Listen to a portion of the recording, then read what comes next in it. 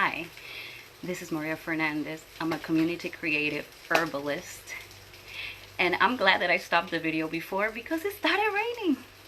So luckily I was able to fill my jar, and if you watch the first video, what I'm making is wild rose, and what I'm going to be making with this rose petals, it's what's known as a wild rose elixir. And what is an elixir?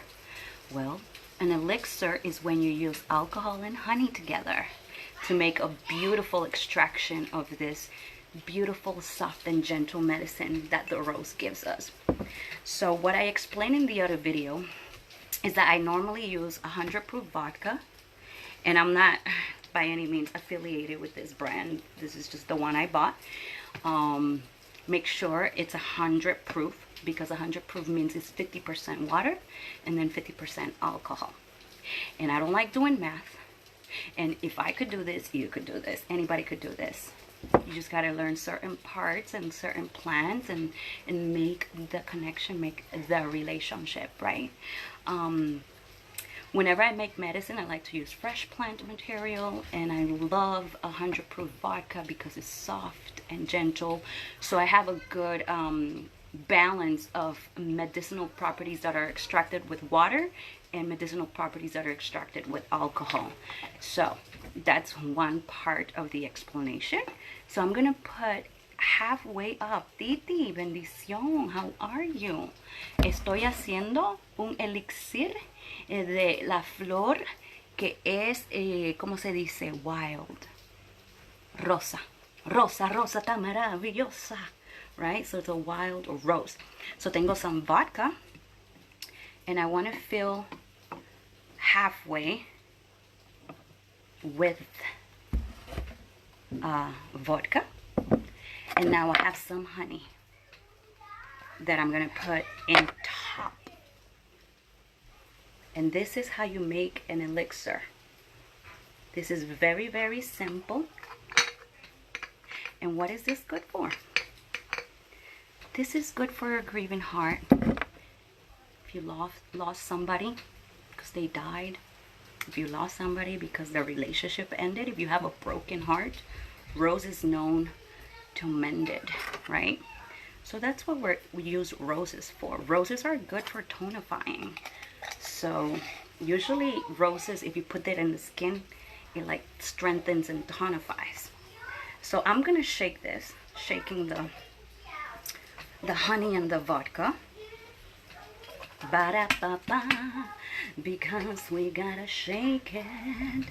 And look at how cute this looks.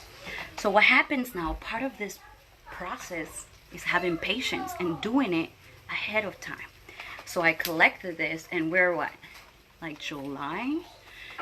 So I'm gonna give this a good like 14 weeks, because when you add honey instead of a tincture, tinctures I usually leave for 6 weeks in a dark cupboard, but because I'm adding honey, honey is very slow, and because I added honey, the honey now dilutes the alcohol content. Yes, rose hips are good to eat, and I actually picked the flower petals and left part of the plant there so I could have rose hips in the fall. And it's great. Rose hip is great. Vitamin C, it's great to eat. How do you eat the rose hips? Like, do you make a special recipe with it? I know that I want to make a tincture with rose hips, and so I'm really excited to have this little rose hip bush in my garden. Another very important part of making medicine is that make sure there's no pesticides, fertilizers, you know, anything of that nature, because if I'm going to be taking this in, I want it to be really good and pure. And so therefore I'm going to put a little bit more honey in the top, just a little bit, just a little bit, just a little bit. And you always want to put the vodka first and then the honey later. If you're tuning in, my name is Maria Fernandez, and I am making a wild rose elixir. And another thing you're gonna need, it's a label. a label, and then you date it and you write what it is. That way, I mean, I'm pretty sure I see it and I'm like, oh, I know what that is, but I won't remember the date. And I'm an herbalist, so I have tons of medicine that if I don't label what they are, I won't know what they are unless I taste them.